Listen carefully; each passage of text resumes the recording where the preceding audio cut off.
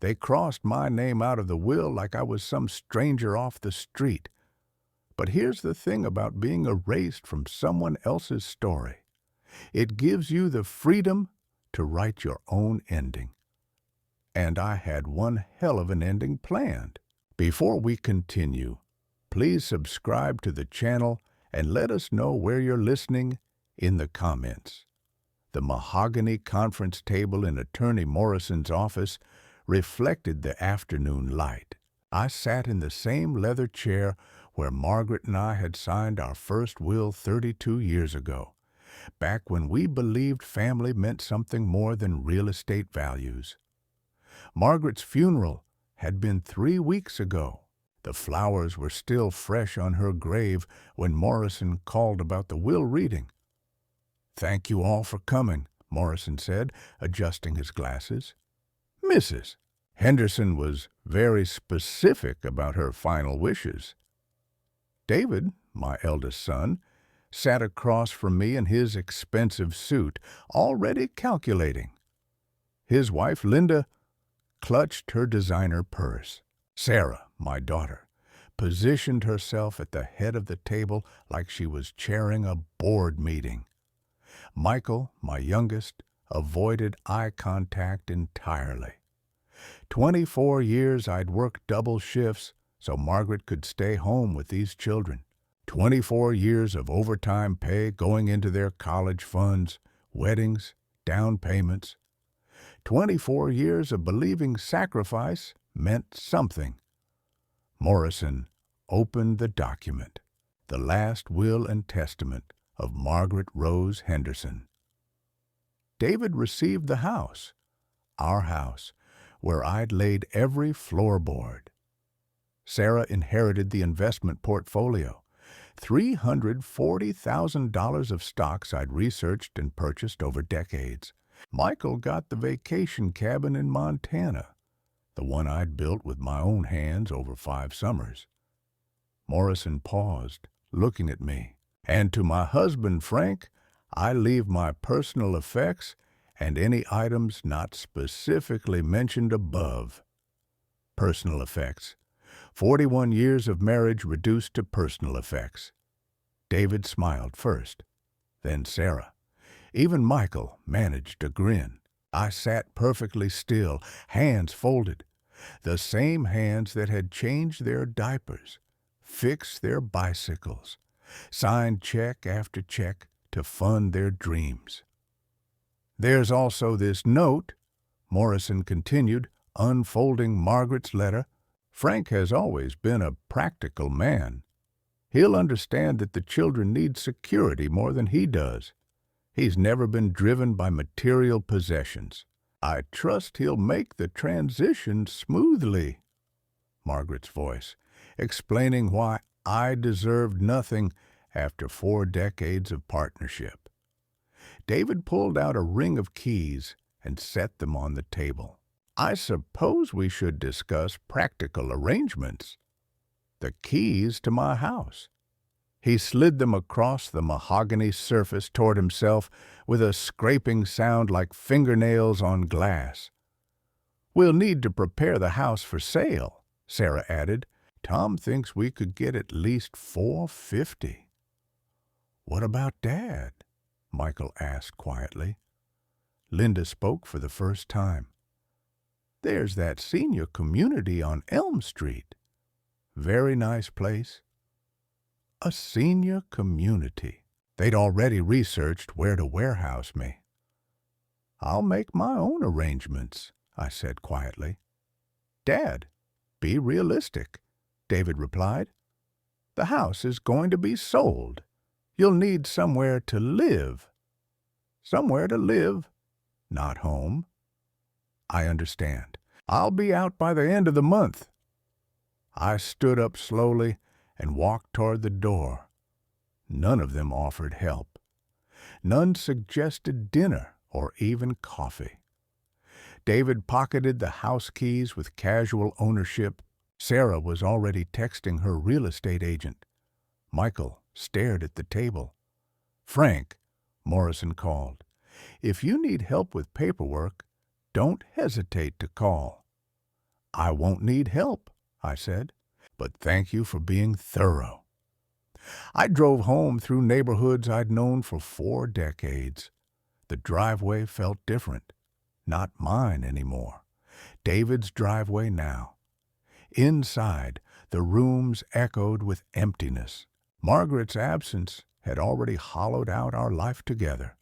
Now the walls themselves felt borrowed, temporary. I walked through each room slowly. The kitchen, where Margaret taught Sarah to bake. The living room, where we'd celebrated birthdays. The bedroom, where we'd whispered about hopes and fears, planned for a future that apparently didn't include me. In the garage, behind Christmas decorations that would soon belong to someone else, I found what I was looking for. A metal lockbox I'd purchased in 1983. Inside were documents Margaret never knew existed. Legal papers that would change everything. Tonight, I would sit in my leather recliner, my personal effect, and remember what it felt like to believe in family. Tomorrow, I would remind my children what it meant to underestimate their father. They'd crossed my name out of their story. Time to show them I'd been writing my own all along. The house felt like a museum the next morning. I woke up in my own bed for what might be the last time, listening for Margaret's coffee routine that would never come again. Instead, I heard the front door slam at 8 a.m. sharp. Sarah's voice echoed through the hallway. Mom always said the crown molding in here was dated. I stayed in the bedroom, putting on the same work shirt I'd worn for 20 years. Through the thin walls, I could hear them moving through my life like appraisers at an estate sale.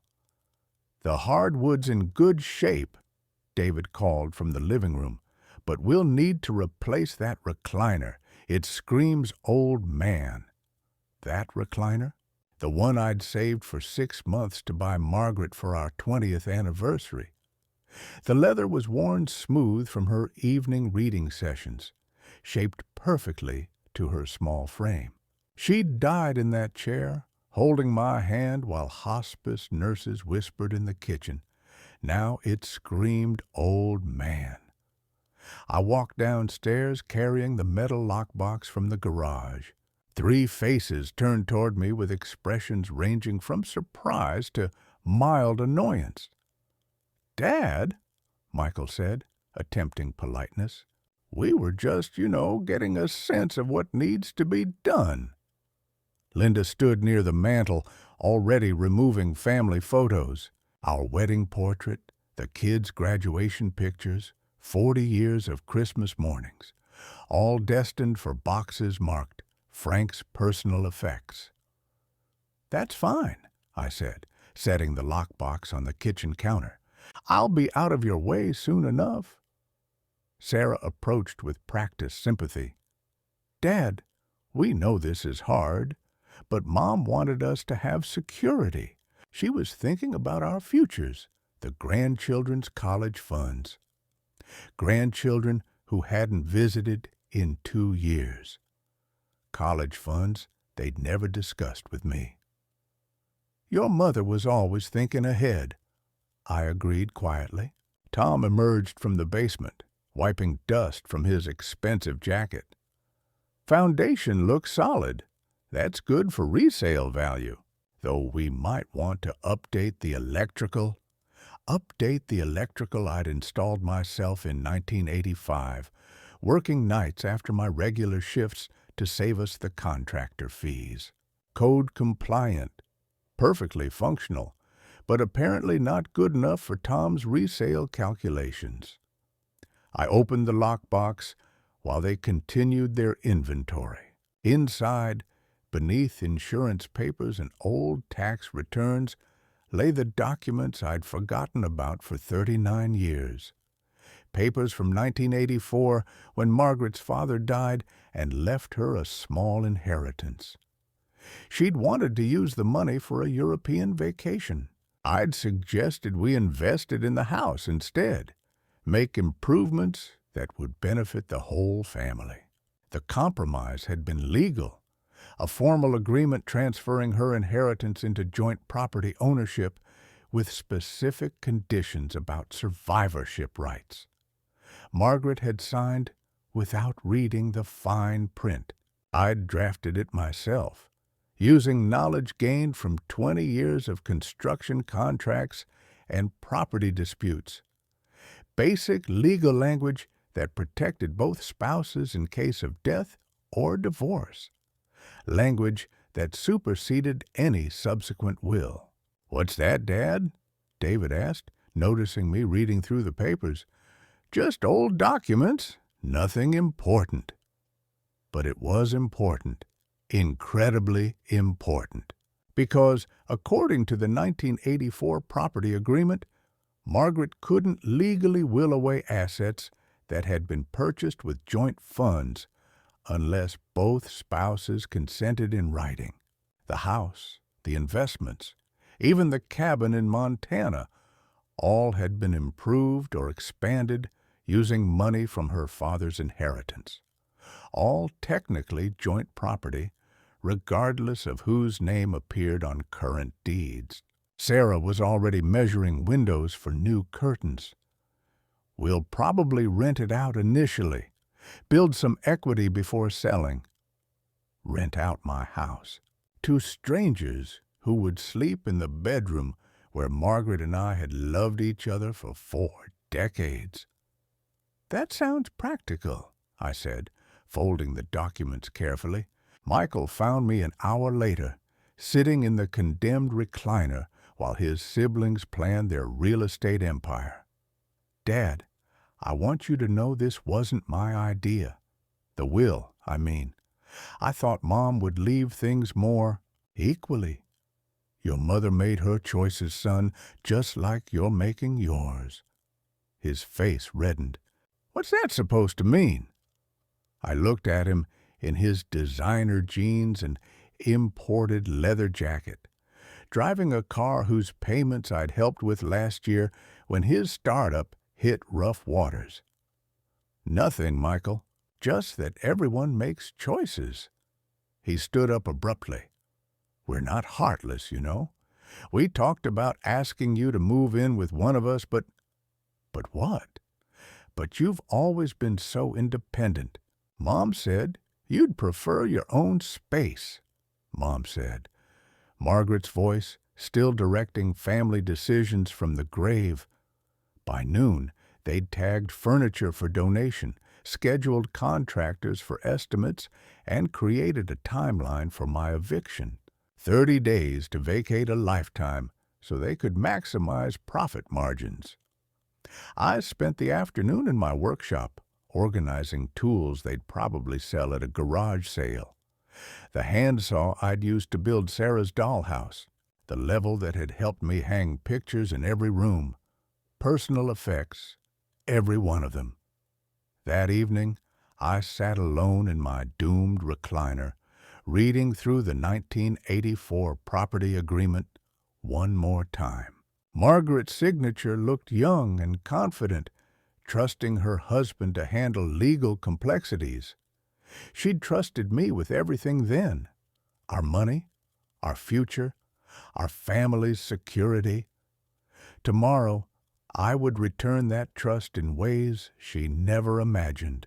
The lockbox sat open on the coffee table, its contents spread before me like pieces of a puzzle I was finally ready to solve. They thought they'd inherited everything that mattered. They had no idea what their mother had actually signed away. The next morning, I drove to Morrison's office with the lockbox on my passenger seat. The documents inside had kept me awake all night, not from excitement, but from the weight of what they represented. 40 years of marriage, reduced to legal technicalities and forgotten signatures. Morrison's secretary looked surprised to see me. "Mr. Henderson, did we have an appointment?" "No appointment needed." I said quietly. Just some questions about property law. Morrison emerged from his inner office, coffee mug in hand, clearly not expecting to see the man he'd effectively disinherited 24 hours earlier.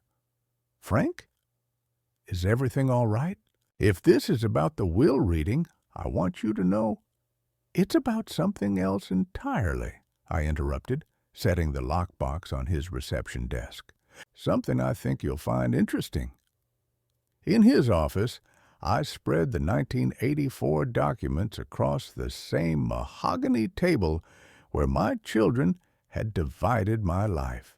Morrison put on his reading glasses and studied the papers with the careful attention of someone who had spent 30 years navigating legal complexities.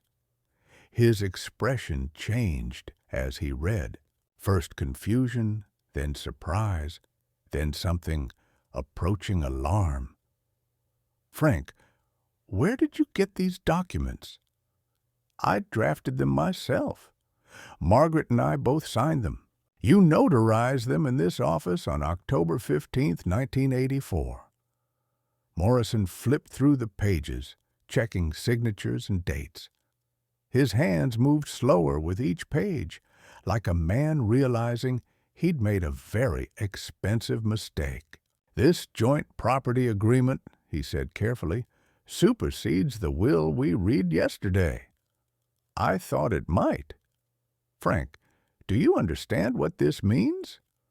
I looked at him across the table where 24 hours ago he'd announced my financial execution. It means my wife couldn't legally give away property that we owned jointly without my written consent. Morrison removed his glasses and cleaned them with shaking hands. The house, the investments, the cabin, if they were purchased or improved with joint funds after this agreement was signed, they were. Then Margaret's will is invalid regarding those assets. I leaned back in the leather chair, feeling something I hadn't experienced since the cancer took Margaret. Control. What's the next step? Morrison was already reaching for his phone. I need to contact your children immediately. The house sale cannot proceed. Any assets distributed yesterday need to be frozen until we sort this out. Don't call him yet. His hand stopped above the receiver. Frank? I want to handle this personally. Morrison stared at me like I'd grown a second head. Frank, this is a complex legal matter. Property rights, inheritance law, potential fraud charges if they try to sell assets they don't legally own. You need professional representation. What I need, I said, gathering the documents, is to have a conversation with my family. I left Morrison's office with something I hadn't possessed in decades: leverage. For 41 years of marriage, I'd been the accommodating spouse, the one who compromised, who chose peace over principle. Margaret made the big decisions while I provided the steady income and unconditional support. Now, for the first time since 1979, I held cards my family didn't know I possessed. The house was empty when I returned. David had left a note on the kitchen counter, gone to meet with contractors, back this evening to discuss moving timeline. Moving timeline. They were scheduling my eviction from property they didn't legally own. I called my grandson Tommy, David's boy, now 22, and finishing college on my contributions to his education fund. He answered on the second ring. Grandpa, is everything okay? I'm fine, son. I was wondering if you could come by the house this evening. There's something I want to discuss with the family. Sure. Dad mentioned something about Mom's will yesterday. I'm sorry about the house situation. The house situation. Even Tommy had been briefed on my displacement. Just be here around 6 if you can. Bring your notebook. You might want to take some notes. Notes for your business law class. This might be an interesting case study. I spent the afternoon in Margaret's sewing room, the one space my children hadn't yet invaded with their measuring tapes and renovation plans. Her fabrics were still organized by color, her patterns filed alphabetically. She'd been working on a quilt when the cancer made her hands too weak to hold the needle. I found what I was looking for in her desk drawer, a small digital camera she'd used to document family gatherings and holiday celebrations. The memory card was still inside, filled with photos from our last Christmas together. But I wasn't interested in Christmas photos. I was interested in the video she'd recorded that night in March, 2 weeks after her cancer diagnosis. The night she'd asked me to witness her signing some important papers. Papers I'd been too trusting to read carefully at the time. The video was only 3 minutes long, but it contained everything I needed. Margaret, sitting at our kitchen table, explaining her decision to update our will. Her exact words, recorded in her own voice, admitting that she was making these changes without consulting me, because she knew I'd object, because she knew the 1984 property agreement would complicate her plans, because she'd decided that deceiving her husband was easier than having an honest conversation about our family's future. At 6 o'clock, my children arrived with their spouses and Tommy. They filled the living room like a corporate board meeting, notebooks and calculators ready for serious business discussions. "Dad," David began, settling into his assumed leadership role, "we've talked to 3 contractors today. The consensus is that we can have this place market ready in 6 weeks if we start immediately." "That's assuming you can sell it," I said quietly. Sarah frowned. "What do you mean?" I pulled out the lockbox and set it on the coffee table, the same table where I'd eaten thousands of meals, helped with homework, played board games during family gatherings. "I mean, you can't sell property you don't own." The room fell silent, except for the tick of Margaret's anniversary clock on the mantel. "Dad," Michael said carefully, "we went through this yesterday. Mom's will, your mother's will, is invalid." I opened the lockbox and spread the 1984 documents across the coffee table. 40 years of family memories replaced by legal proof of my children's mistake.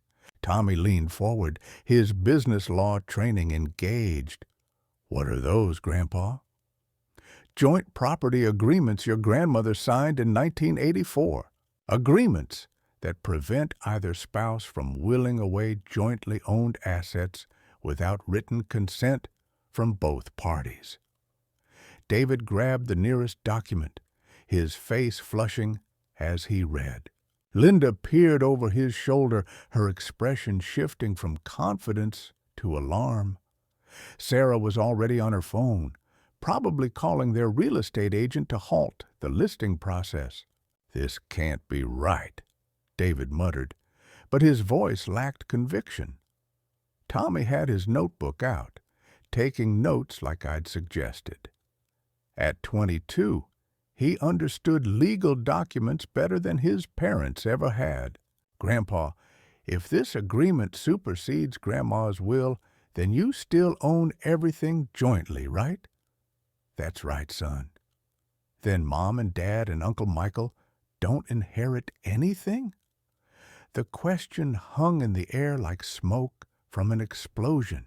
I looked at my children, seeing them clearly for the first time since Margaret's funeral, not as grieving family members trying to honor their mother's wishes, but as adults who'd been planning my disposal since the day she died. They inherit exactly what they earned, I said, and what they earned was nothing. The silence in my living room stretched like a wire about to snap. David stared at the documents in his hands, his face cycling through disbelief, anger, and something approaching panic. Sarah had stopped texting her real estate agent and was studying the papers with the focused intensity of someone watching their future crumble. "This is insane," Linda finally whispered. You can't just take back an inheritance." "I'm not taking back anything," I replied calmly. "I'm simply clarifying what was never theirs to begin with." Tommy continued taking notes, his pen scratching across paper in the sudden quiet. At 22, he had the analytical mind I'd hoped to see in his father, the ability to separate emotion from legal reality. "Dad," Michael said, his voice cracking slightly, "surely we can work something out. Mom wanted us to have security. Your mother wanted a lot of things," I interrupted, pulling Margaret's camera from the lockbox, "including some things she never mentioned to me." I connected the camera to our television, the same TV where we'd watched countless family movies, holiday specials, home videos of birthday parties and graduations. The screen flickered to life, showing Margaret's face from 6 months ago. She looked tired in the video, the cancer already stealing color from her cheeks, but her voice was clear and determined. "Frank's in the shower," she said to the camera, "so I can finally record this without him asking questions. I know what I'm doing with the will is complicated. The property agreement we signed in '84 was Frank's idea, and I never really understood all the legal language." My children leaned forward, drawn to their mother's voice like moths to flame. "But I've talked to Morrison about it, and he says there are ways around the joint ownership clause. If I word the will carefully, if I claim the assets were purchased primarily with my inheritance money from Daddy, then Frank's agreement becomes secondary to my final wishes." David's hands clenched into fists. Even from the grave, Margaret was still manipulating legal documents to serve her purposes. "The truth is," Margaret continued, her image flickering slightly, "Frank has always been too trusting, too willing to let other people make financial decisions.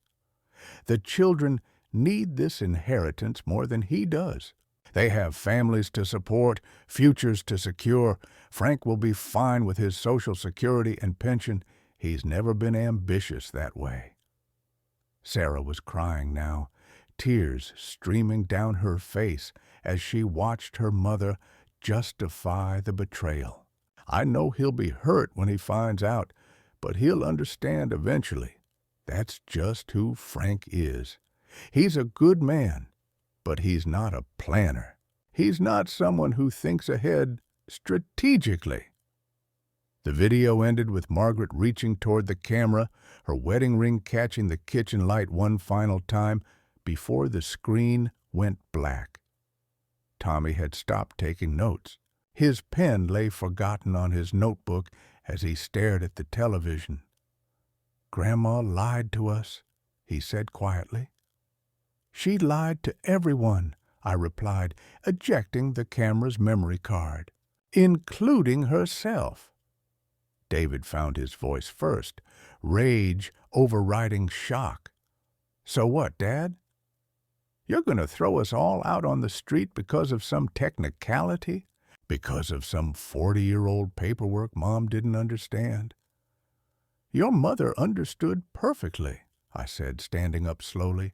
"She understood that deceiving me was easier than having an honest conversation about our family's financial future."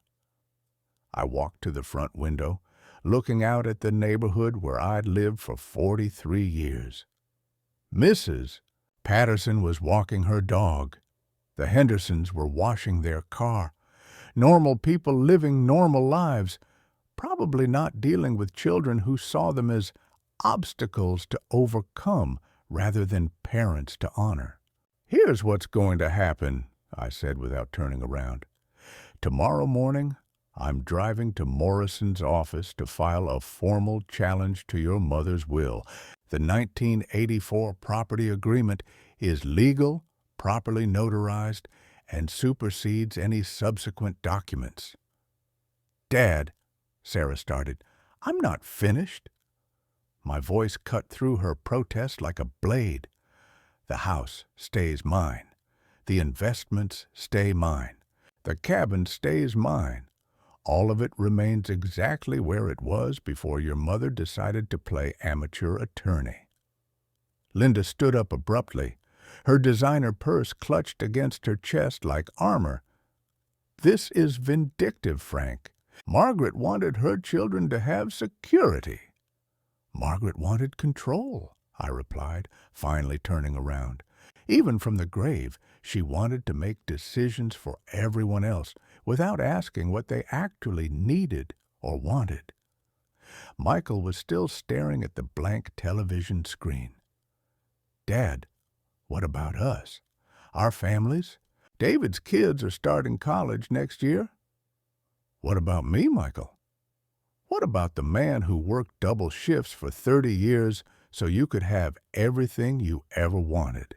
What about the husband who trusted his wife to make honest decisions about their shared life?"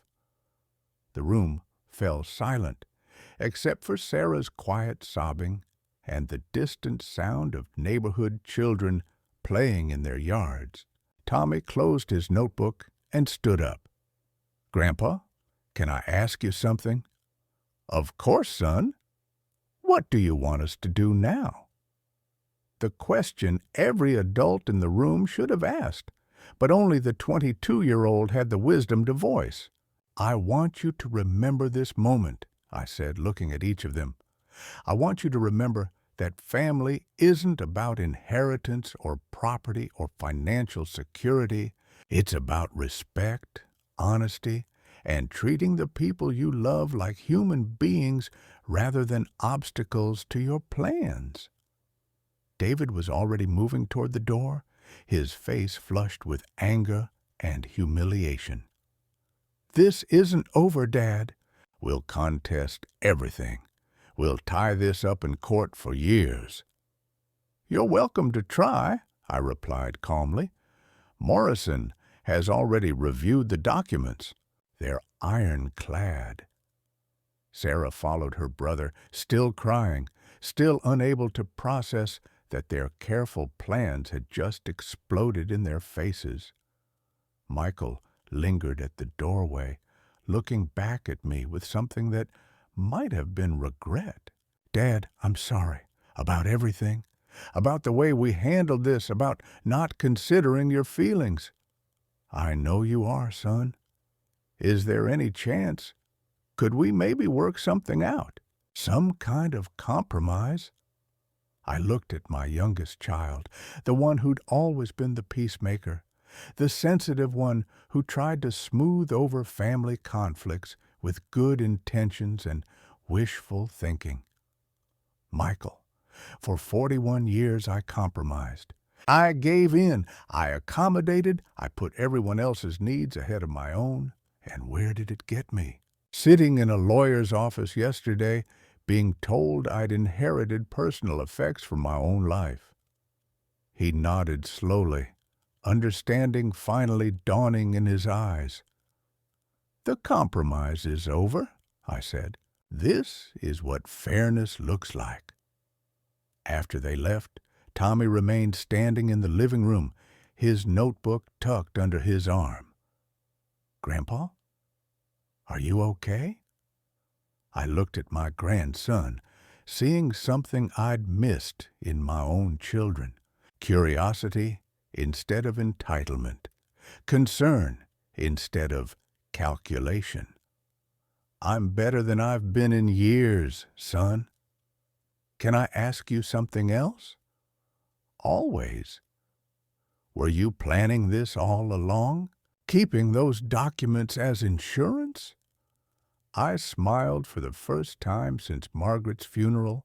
Tommy, sometimes the best plans are the ones you make accidentally, 40 years before you need them. He grinned back, understanding the lesson without needing it explained.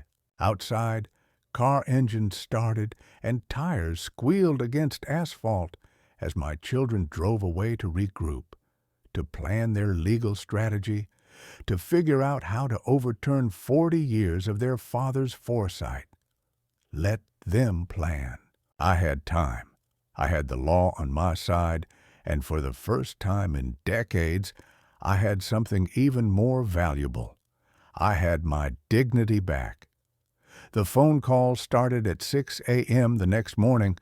David first, his voice tight with barely controlled rage. "Dad, we've talked to 3 different attorneys. They all say the same thing.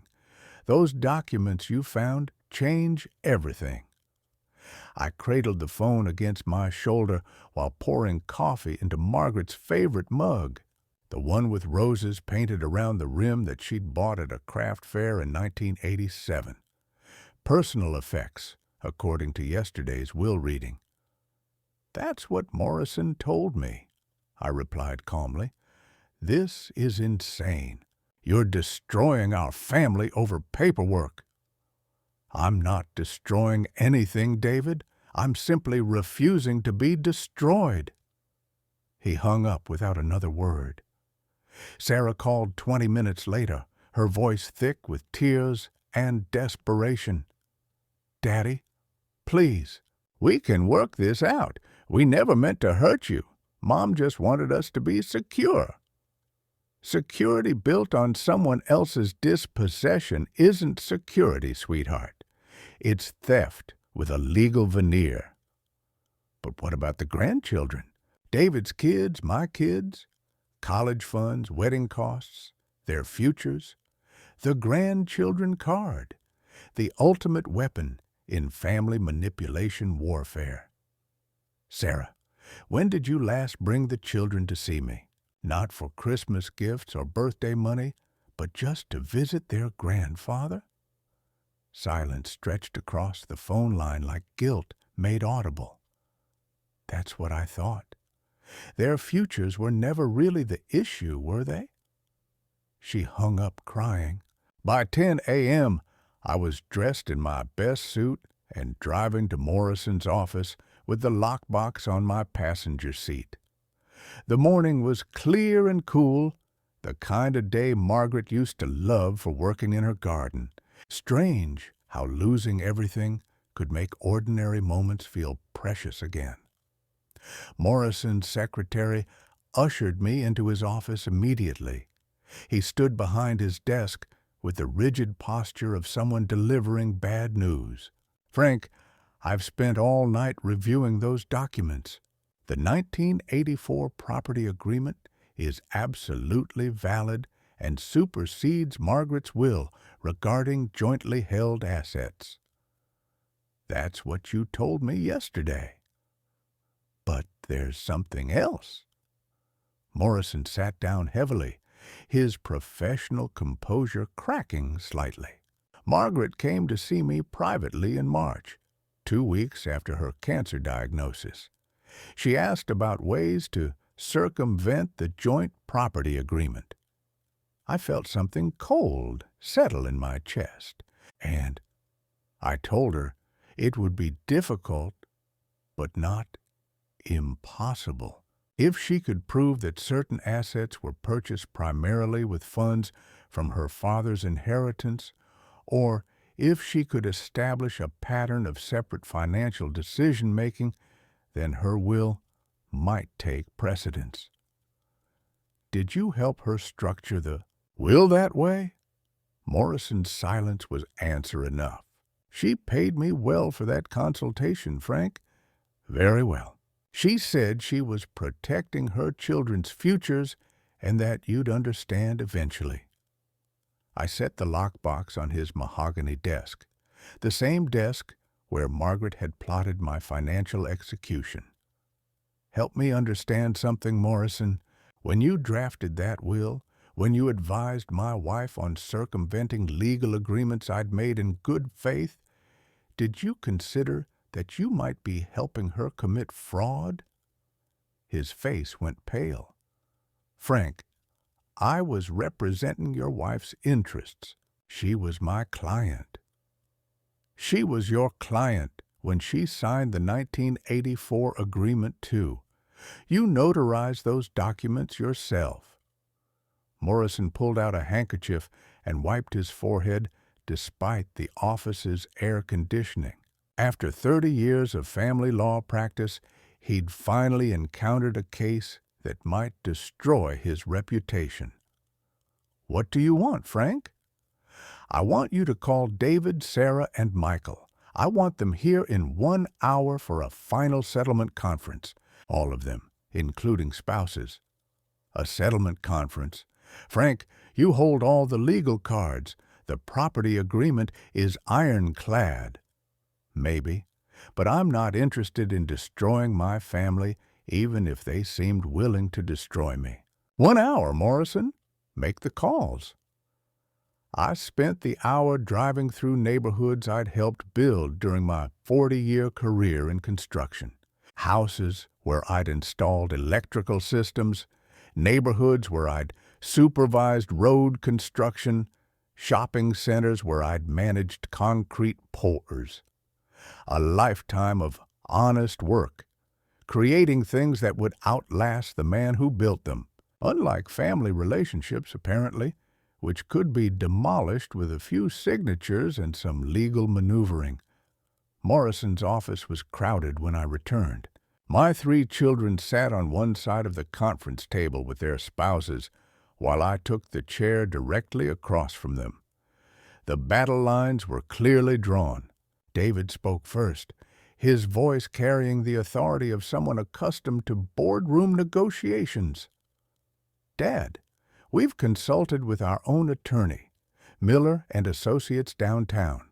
They confirm that your 1984 agreement supersedes Mom's will.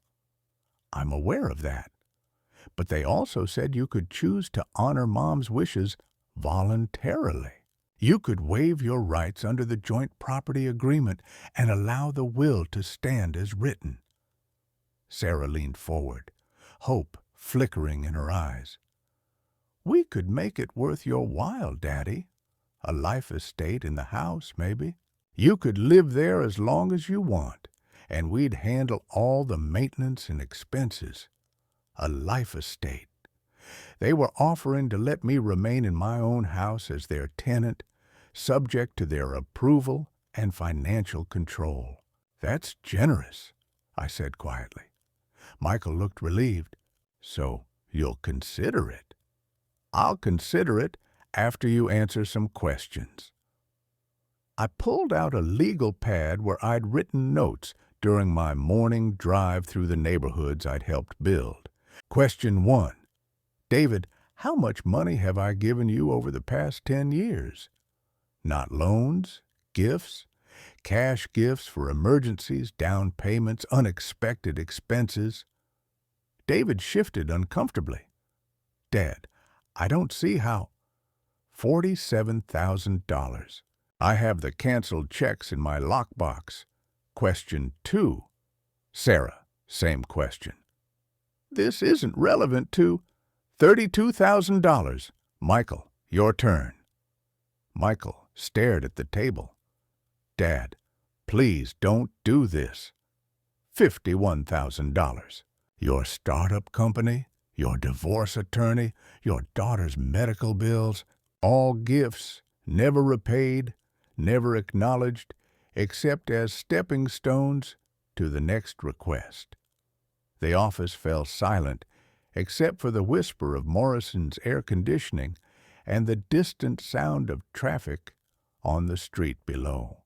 Total gifts over 10 years, $130,000. That's not including college tuitions, wedding costs, car repairs, and Christmas gifts that cost more than some people's monthly salaries. Linda found her voice first. "Frank, you gave those gifts freely. We never asked." "You never asked?" I laughed, a sound with no humor in it. "Every phone call was an ask, Linda. Every family dinner included a crisis that required immediate financial intervention. Every holiday became a performance where gratitude was measured in dollars and cents." I stood up and walked to Morrison's window, looking down at the street where normal people conducted normal business without having to negotiate family relationships like corporate mergers. "But here's the really interesting question," I continued, not turning around. "In the 6 months since Margaret's cancer diagnosis, how many times did any of you call just to see how I was doing?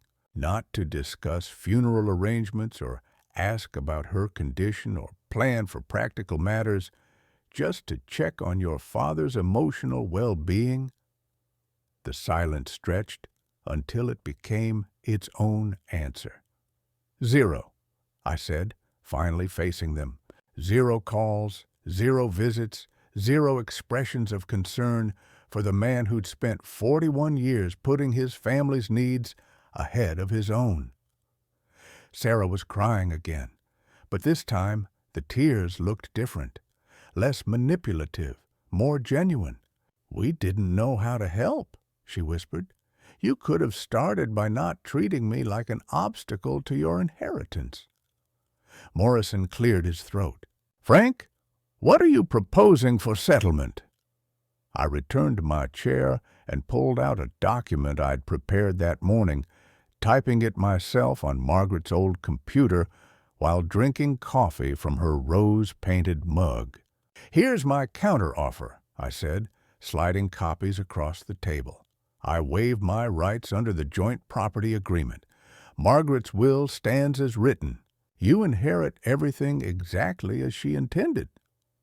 David grabbed his copy eagerly, scanning the text with the desperate hope of someone reprieved from execution.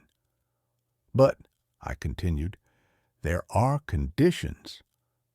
His face fell as he reached the second page. "Condition 1. You acknowledge in writing that the $130,000 in gifts I provided over the past decade were loans, not gifts. Those loans become immediately due upon transfer of the inheritance assets, with interest calculated at current bank rates." "Dad, that's impossible. We don't have that kind of cash." "Then you'll need to liquidate assets to pay your debts. The house should cover it with some left over." Sarah looked stricken. "What about our security? Our children's futures?" "That brings me to condition 2. Tommy gets a full scholarship fund for his remaining college years and graduate school, administered through a trust that none of you can access. He's the only grandchild who's visited me more than twice since Margaret's diagnosis." Tommy looked up from his notebook with surprise and something that might have been gratitude. "Condition 3. The vacation cabin in Montana gets donated to the State Park Service in Margaret's name. None of you have used it in 5 years, but it meant something to your mother." Michael was reading frantically now, his face growing paler with each paragraph. "Condition 4. I retain a life estate in the family home with full ownership rights until my death. You can't sell it, rent it, or modify it without my written consent." "But that's essentially what we offered," Linda protested. "Condition 5, I continued, ignoring her, explains the difference. If any of you contest these terms, if any of you challenge the agreement in court, if any of you attempt to circumvent these conditions through legal maneuvering, then the entire settlement is void, and I enforce my full rights under the 1984 property agreement." Morrison was taking notes rapidly, his expression shifting between admiration and concern. "Frank, This is comprehensive. It's fair, I replied. They get their inheritance minus the money they already owe me and the costs of their own poor planning. I get to live in my own house without being treated like a tenant. Tommy gets an education fund he's actually earned through basic human decency. David was reading the document for the third time, probably looking for loopholes or escape clauses. And if we refuse these terms, then you get nothing. I live in my house, I keep my investments, I enjoy my retirement without funding your ongoing financial emergencies. And you learn what it means to support yourselves like adults. The office fell quiet, except for the shuffle of papers and the scratch of Morrison's pen as he reviewed my terms. "Dad," Michael said quietly, "we're sorry. We really are. We never meant for it to feel like we were discarding you. Intent doesn't matter, son. Actions matter. Results matter. The fact that you're sitting here negotiating for my possessions instead of my companionship tells me everything I need to know about your priorities." Sarah wiped her eyes with a tissue Morrison provided. "What if we agree to these terms but want to rebuild our relationship? What if we want to be a real family again?" I looked at my daughter, seeing the little girl who used to bring me dandelions from the yard, who used to sit on my lap while I read her bedtime stories. "Then you'll have to earn that, sweetheart, the same way everyone else earns relationships, through time, effort, and genuine care for the other person's well-being." Morrison reviewed my settlement terms one final time. "These conditions are legally enforceable. If everyone signs, this becomes a binding contract." David consulted with Linda in whispers. Sarah stared at the document like it might transform into something more favorable. Michael just looked tired, defeated, older than his 38 years. "We need time to consider this," David said finally. "You have until 5 o'clock today," I replied, standing up. "After that, I proceed with full enforcement of the 1984 agreement." I picked up my lockbox and walked toward Morrison's door. "Dad," Tommy called after me, "thank you for the scholarship fund, but mostly for showing me what integrity looks like." I nodded to my grandson, the one member of my family who'd earned the right to call me Grandpa. Outside Morrison's office, the afternoon sun felt warm on my face. For the first time in months, I had somewhere to go besides a house where I wasn't wanted. I had a home to return to. Whether my children chose to be part of that home remained their decision. But for the first time in 41 years, it was truly my decision, too. I sat in my leather recliner that evening, the same chair my children had condemned as screaming old man just 2 days earlier. The settlement documents lay on the coffee table beside Margaret's rose-painted mug. 5 o'clock had come and gone without word from Morrison's office. My children had chosen silence over signature. The 1984 property agreement was now fully in effect. A soft knock interrupted my brooding. I opened the door to find Tommy standing on my porch, a duffel bag slung over his shoulder. "Hi, Grandpa. I hope it's okay that I came by. I was hoping maybe I could stay here for a while." I studied my grandson's face, seeing determination mixed with disappointment. "What about your parents? Your dorm room?" Tommy moved to the window, looking out at the neighborhood where he'd spent countless childhood afternoons. "Dad's pretty angry. He says you manipulated Mom into signing papers she didn't understand, then used legal technicalities to steal our inheritance." "Is that what you think?" "I think Grandma lied to you, and you found out. I think Dad and the others got greedy and forgot who they were talking to." He paused. "But mostly, I think you're alone in this big house, and I don't want to be the kind of person who abandons family when things get complicated." The words hit me harder than David's threats or Sarah's tears. Tommy, staying here might mean choosing sides in a family war. I already chose sides, Grandpa. I chose the side that kept detailed financial records for 40 years and drafted legal documents to protect the family's interests even when nobody asked him to. Tommy picked up his duffel bag and headed toward the stairs. "Is my old room still available? The one with the baseball posters?" "It's exactly the way you left it." An hour later, Tommy emerged wearing jeans and one of my old work shirts. He pulled out his notebook, filled with sketches and plans. "Grandpa," I was thinking, "this house is pretty big for 2 people. What if we made it actually function as a family home? Not just a museum of memories, but a place where people could come together for good reasons."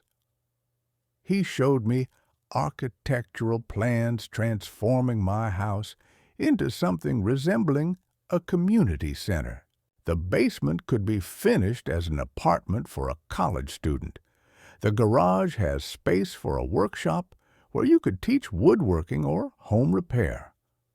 The idea was ambitious, idealistic, and completely impractical by conventional standards.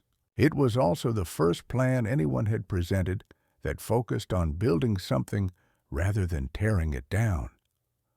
"Tommy, that would require significant work and expense.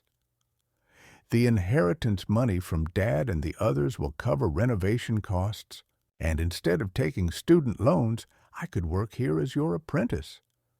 I studied the sketches, seeing possibilities I'd never considered. "And if your parents try to stop this project?" Tommy grinned. "Then they'll have to explain why they're opposing a project that helps college students afford housing and teaches practical skills to neighborhood kids." I walked to the window, looking out at the neighborhood where I'd spent most of my adult life. Mrs. Patterson was walking her dog. The Hendersons were bringing in garbage cans. Normal people living normal lives.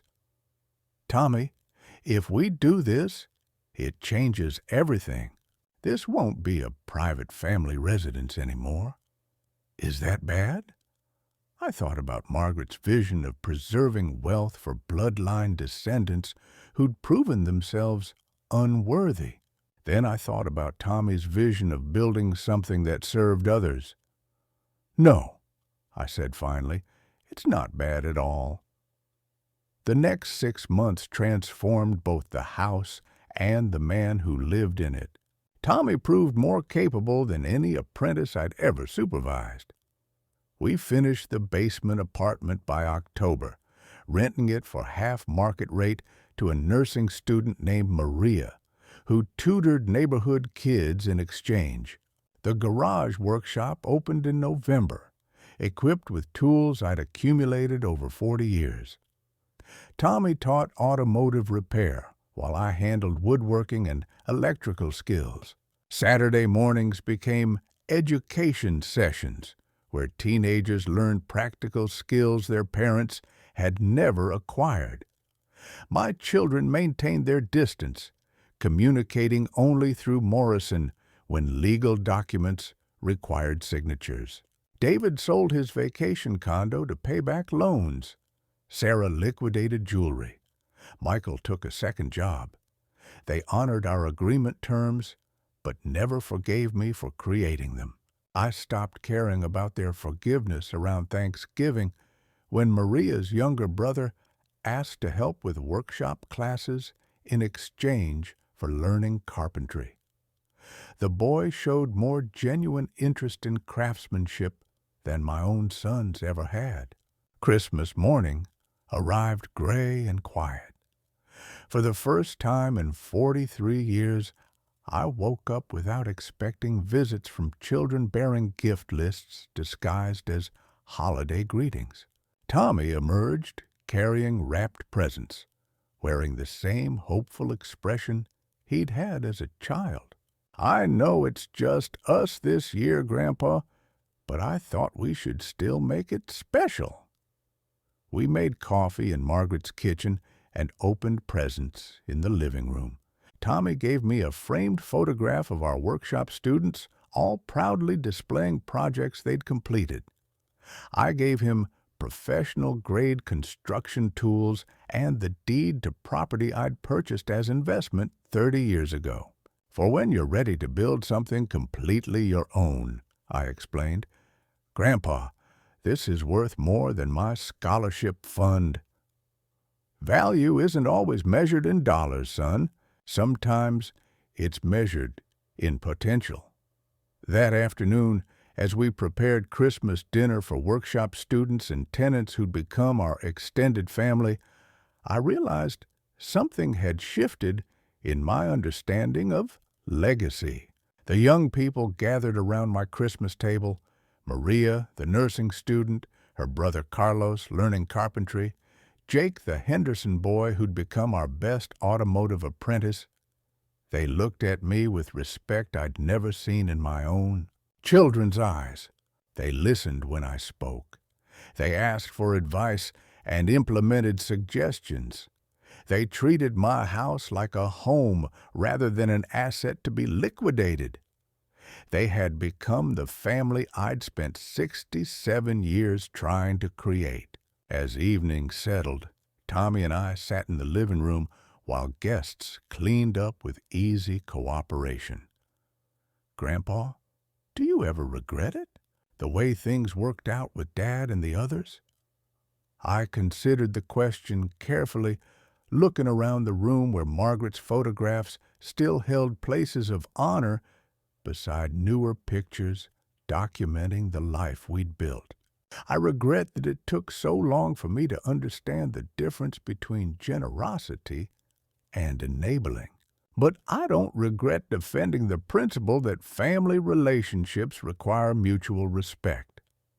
I paused, listening to young voices in my kitchen, planning tomorrow's projects. And I don't regret discovering that love can grow in unexpected places when you create space for it to flourish. Outside, snow was beginning to fall, covering the neighborhood in peaceful white. But this Christmas felt different, not ending, but beginning. I'd spent 67 years believing that family legacy was about preserving wealth for biological descendants. Now I understood that real legacy was about preserving values for anyone wise enough to embrace them. The house was full of people who'd chosen to be here, who contributed more than they consumed, who treated opportunities like privileges rather than entitlements. They'd crossed my name back into the story where it belonged. The grandfather clock chimed 9 times, marking another hour in a home that had finally become what it was always meant to be. Not a monument to one man's sacrifice, but a workshop where many people could build something lasting together. I was no longer alone in my own house, and I never would be again.